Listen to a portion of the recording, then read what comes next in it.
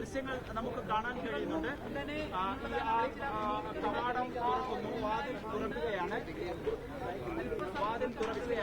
എന്തായാലും കാത്തിരിക്കുകയാണ്. ഇപ്പോൾ എംപിമാരും അതുപോലെ തന്നെ കന്യാസ്ത്രീമാരടക്കമുള്ളവർ അവിടെ കാത്തിരിക്കുകയാണ്. എന്തായാലും കന്യാസ്ത്രീമാരുണ്ട്. Assisi sisters of Mary, immaculate mother superior Isabel Francis അതുപോലെ തന്നെ ഒപ്പമുണ്ട്.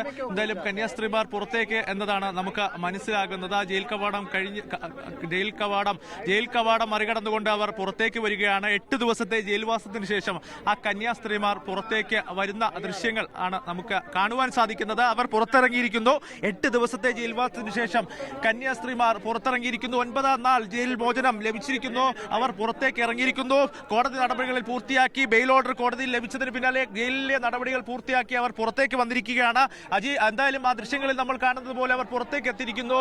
വലിയ സന്തോഷം നൽകുന്ന വാർത്ത. കാരണം കഴിഞ്ഞ വെള്ളിയാഴ്ചയാണ് മതപരിവർത്തനവും അതുപോലെ തന്നെ മനുഷ്യക്കടത്ത് ആരോപിച്ചുകൊണ്ട് ബജ്രംഗ് ദൾ പ്രവർത്തകർ പ്രതിഷേധിക്കുകയും ഇതിന് പിന്നാലെ അവരെ അനധികൃതമായി ജയിലിലടക്കുകയും ചെയ്ത് ജാമ്യം പോലും ലഭിക്കാത്തൊരു സാഹചര്യം നിലവിലുണ്ടായിരുന്നു. സെഷൻസ് കോടതി പരിസരത്തടക്കം വലിയ രീതിയിലുള്ള ബജ്രംഗ് ദളിന്റെ പ്രവർത്തകരുടെ പ്രതിഷേധമുണ്ടായിരുന്നു. അവസാനം നീണ്ട പോരാട്ടത്തിനൊടുവിൽ 9ാം നാൾ ആ കന്യാസ്ത്രീമാർ പുറത്തു വരികയാണ്.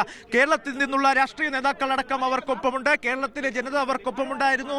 അവർക്ക് തികഞ്ഞ പിന്തുണയാണ് ഈ നേതാക്കളടക്കം ഒറ്റക്കെട്ടായി നൽകിയിരുന്നത്. ആ പോരാട്ടം, ആ 9 ദിവസത്തെ പോരാട്ടം, ഇത്തരത്തിൽ ബജ്രംഗ് ദളിന്റെയും സംഘപരിവാർ അതിക്രമത്തിനെതിരായ പോരാട്ടത്തിനൊടുവിൽ 9ാം നാൾ ആ കന്യാസ്ത്രീകൾ ഇപ്പോൾ പുറത്തേക്ക് വരികയാണ്. സിസ്റ്റർ പ്രീതി, സിസ്റ്റർ വന്ദന എന്നിവർ പുറത്തേക്ക് എത്തിയിരിക്കുന്നു. 9ാം നാൾ അവർ ജയിൽ മോചിതരായിരിക്കുകയാണ്. CPM നേതാക്കളുണ്ട്, CPI നേതാക്കളുണ്ട്, BJP നേതാക്കളുണ്ട്, കോൺഗ്രസ് നേതാക്കൾ അവർക്കൊപ്പമുണ്ട്. കേരളം ഒപ്പം എന്ന ഒരു സന്ദേശമാണ് ഇപ്പോൾ ഈ ദുർഗ് ജയിലിൽ നിന്ന് നമുക്ക് നൽകുവാൻ സാധിക്കുന്നത്. സംഘപരിവാർ ബജ്രംഗ് ദളിന്റെ അതിക്രമത്തിന് ഇതാദ്യമായിട്ടല്ല ഒരു ക്രൈസ്തവർ ഛത്തീസ്ഗഡിൽ ഇരയാകുന്നത്.